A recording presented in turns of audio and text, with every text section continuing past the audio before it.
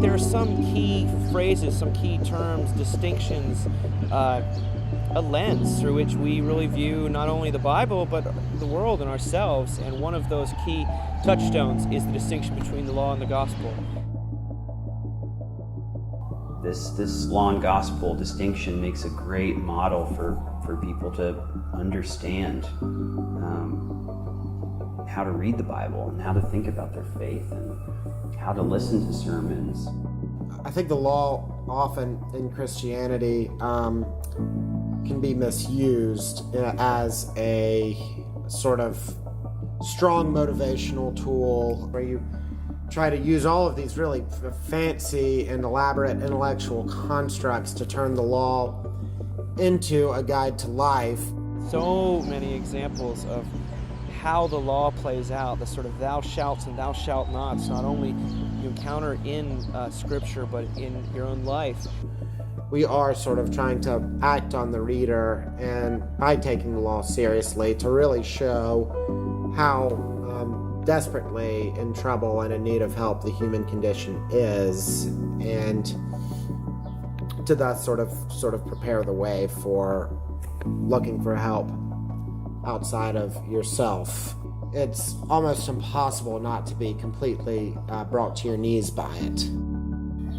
Christianity actually finds itself offering a lot of answers to those who have been burned by optimism, by those who have found themselves having the highest expectations for their lives and where they were going to take them, and found that it didn't really get them anywhere.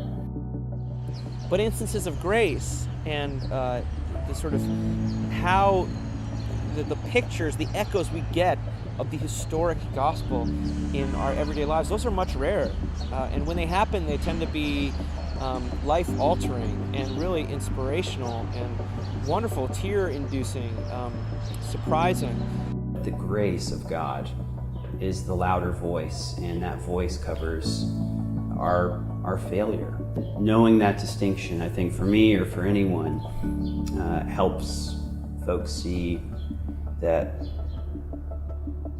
it's finished, that the earning and deserving game is over, and the new game of play and freedom is now here.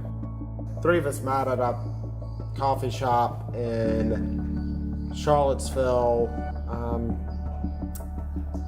I think not even 2 months ago. It was a very quick process. So as with most projects with Mockingbird, this wasn't terribly planned out.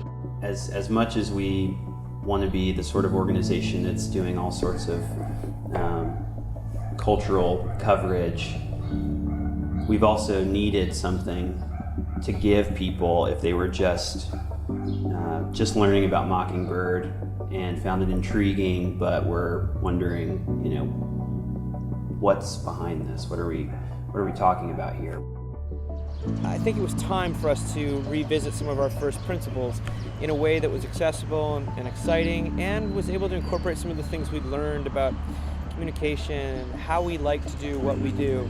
Yeah, we needed something that was digestible, that was easy for people to get through and get sort of a gist of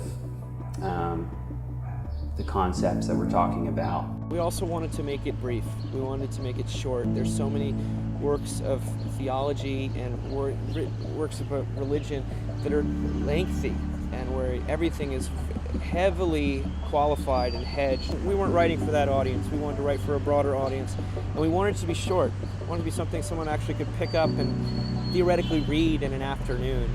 Our hope is that it connects with people, because I believe this theology that we're talking about in here, this theology of law and gospel, really is something that meets people where they really live, and it makes sense of life, and it not only just makes sense of life, it allows a person not to be so tired, and to find something enlivening about the Christian faith that is often lacking in translation. It was really a joy to write, and I hope it gets into as many people's hands as possible.